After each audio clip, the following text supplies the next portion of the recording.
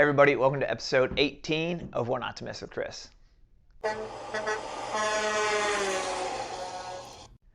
My goal is to put out quick, relevant content that explains the why behind the what in order to positively impact the freight community. On episode 17, we talked about Blitz Week held earlier this month. Today, we're going to evaluate the past in order to forecast the future by breaking down Class 8 truck orders. All right, so let's start with the two lines behind me here. The blue line represents the outbound tender rejection index, or the amount of freight being turned down by contracted carriers since 2018. And the green line represents Class 8 truck orders. As you can see, rejections and Class 8 truck orders go hand in hand, and that rejections are typically a pretty good leading indicator of Class 8 truck orders. Now, for example, take a look at 2018. As rejections rose, so did truck orders, as fleet owners had a bullish mindset on what to expect for the foreseeable future, so much so that on average in 2018, new truck orders exceeded replacement levels by over 11,000 units per month. Now, replacement levels, this yellow line here at 23,000, are the number of trucks that need to be ordered on average each month in order to maintain the status quo in the overall market. When orders exceed replacement levels, it is a sign that demand is outpacing supply, and when orders fall below replacement levels, one would assume the opposite. Now, the shift from 2018 to 2019 is a prime example of supply overwhelming demand. Unlike 2018, 2019, truck orders on average per month were significantly below replacement levels, about 10,000 per month below. The oversaturation of new trucks entering the market at the end of 18, beginning of 19, put extreme downward pressure on rates, leading to a high number of trucking bankruptcies and a very soft environment overall.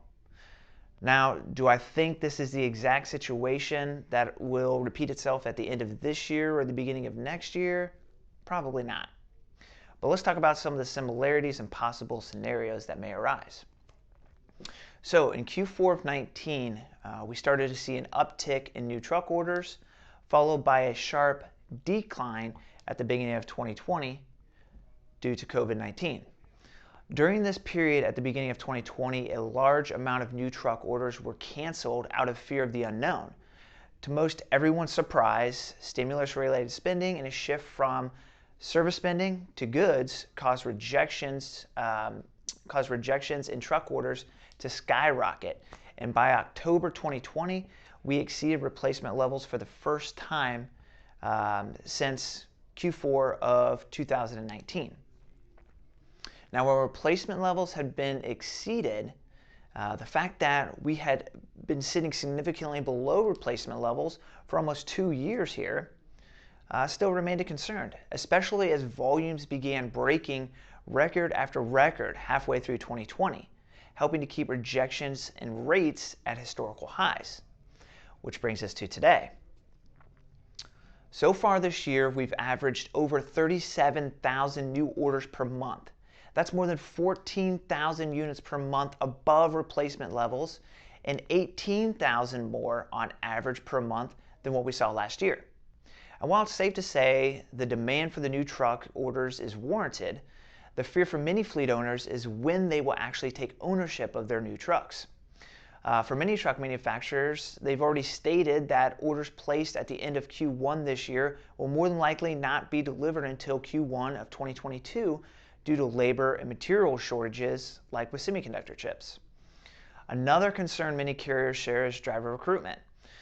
With many drivers aging out or finding opportunities to spend more time at home in different industries like construction, seating trucks has never been more challenging. Currently, there are about 100,000 drivers needed per year on average over the next 10 years in order to correct the current driver shortage. To combat this shortage, many carriers have begun increasing driver pay and issuing large signing bonuses. However, the question remains, will it be enough to offset demand? And if so, when? One thing's for sure, there are several barriers keeping capacity suppressed for now. But at some point in the next 12 to 15 months, I would expect those barriers to break, allowing for a flood of capacity to enter into the market. Well, that's all I have for today. For more related content, check us out at bridgelogisticsinc.com or find me on LinkedIn. And until next time, I'm Chris Seeds, and thanks for joining me on another episode of What Not to Miss with Chris.